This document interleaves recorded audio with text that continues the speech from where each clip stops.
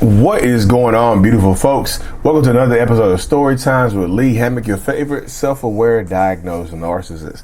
Y'all, today we got a story sent in from a subscriber. Says she's a military wife that's being tortured and financially abused by her toxic narcissistic husband. It is, I did read this one, y'all. I read this one. This is a rough story. So I'm gonna read it, of course, and then I'm gonna break it down and then give y'all my perspective on it as we continue to move forward.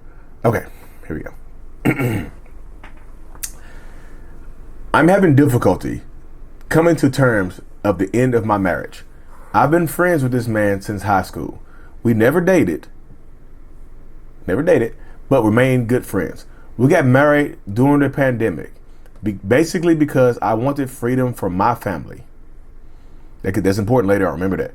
As a man in the military, his job allowed me to stay home and be the wife. I would cook, clean, and do anything that he asked. He started slowly insulting me, withholding affection, saying things like, property doesn't have an opinion. So he's looking at her as property. When I got a job, he was insisting I should contribute to bills, which I don't have a problem with. Later, I found out we had over $20,000 sitting in his account. What bills? The military covers rent, expenses, and food. We don't do anything else. We had a big fight over feeding his cat, which led to him dragging me and kicking me. He was put into a program, claimed I was the abuser, and I left briefly. I stupidly came back and everything was fine. It's always fine when you come back sometimes, isn't it?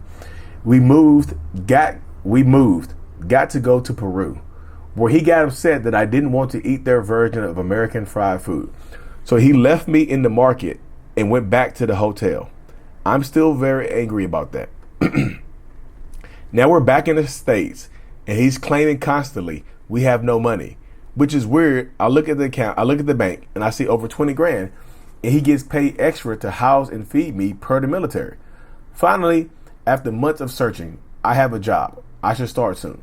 He's demanding I put everything in his account. I don't feel like I should. I don't feel like I should when I try to spend money that he gets extra because I'm his wife. He cancels the card. I believe I have a right to build up my savings, especially when we have so much money. We got into another disagreement over the funds and he got so angry, he threw a solid glass paperweight at me and it cut my feet and head. I'm staying so I can get medical care that I've been trying to get for a while. It keeps stalling because I have short-term memory loss and no one is helping me. Oh my God, that sucks. I still feel like I love him. I want to spend time with him, but he refuses to talk to me unless it's to yell at me or demand I give him all my babysitting funds, or to insult me and call me stupid. He's already threatened to take my life twice. I'm afraid of leaving because he's threatened to sue me for everything I own. I don't even know what to do from here. I'm afraid to stay and I'm afraid of leaving. Last time I left, he lied to the police about everything and made it seem like I was the crazy one. It took months to get my reputation back and to get into a position where I felt okay about myself. I've really been working hard on paying off my debts, saving what little I can, and investing. I want to leave, but I'm afraid of being alone and not having anyone. I'm afraid of failing in my jobs because every job I've had, I've been terminated or had to quit. I'm so confused about this because I've never had friends.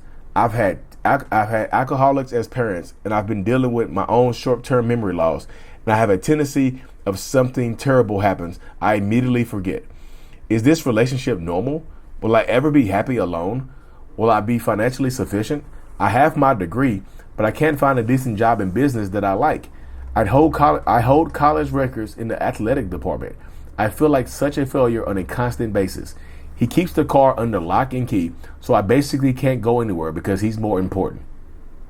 Now with my job that I haven't even started yet, he's demanding I put everything in his account, and I need to buy my own car, insurance, and gas. I feel so trapped. I don't know how to make things better. Why is he being so horrible to me? What did I ever do to deserve this? Am I the problem here? He threatened to take my life because I put the ketchup on the door of the fridge instead of on the shelf. I feel so alone. I just don't understand why he's so cruel to me. Any advice? Y'all, woof. That is a rough one right there, y'all. That's one of the, like, some of these stories get really, really rough and in depth right there. That right there is absolutely part of being in an abusive, toxic ass relationship with a narcissistic person. It might be maybe even deeper, y'all. This could be some psychopathy or some sociopathy going on right here, because this is deep and this is dark. Yeah, like I said, because you got married, like, it just seems like right here, a lot of times when you grow up in a toxic household or an abusive household or a neglectful household, you end up in toxic relationship because some people see abuse as love. I'm not saying that's what happened to you, but there's a lot of people out there that see abuse as love. They see neglect as love. You feel like you have to earn this love from this person. You feel like you're not doing enough. So I feel like the short-term memory loss is I feel like that's a big hindrance because he can lie to you, manipulate you.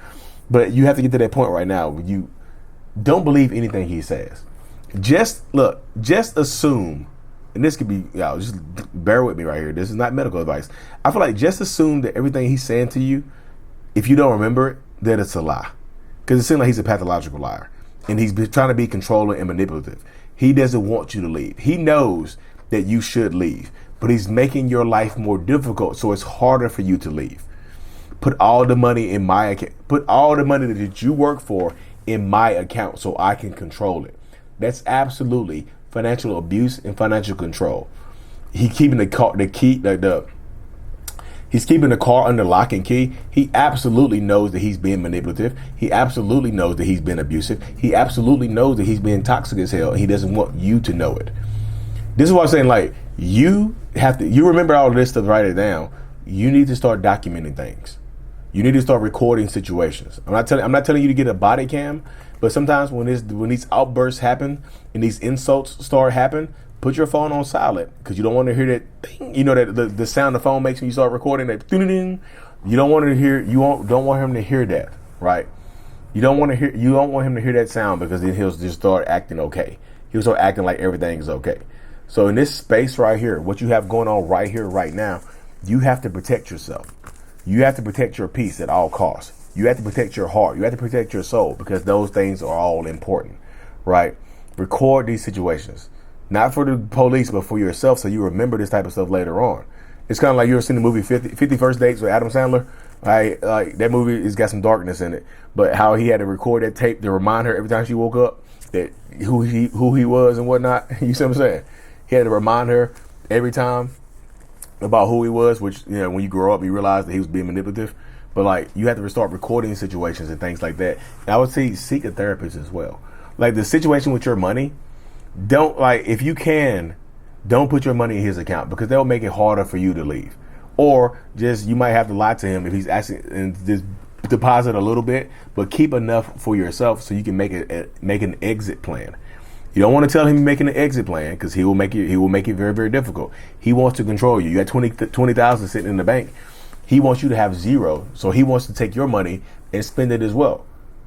This is a financially controlling, financially abusive, physically abusive, manipulative person. And he's going to continue to be this way. I know people are just like, well, Lee, I don't want to hear that. He's going to continue to be this way because in his mind, this is like, you get married during the pandemic. He thinks it's okay. Y'all been together for what, 3, 4, 5 years now? And like I said, it seemed like you married him out of desperation. You said we got married during the pandemic basically because I wanted freedom for my family. So to escape one toxic situation, you married into another one. And he can't, because he's in the military, he can't sue you for everything that you have. Like, you will get most of what he has. So he's trying to fearmonger you. Make sure you check the laws, talk to a lawyer.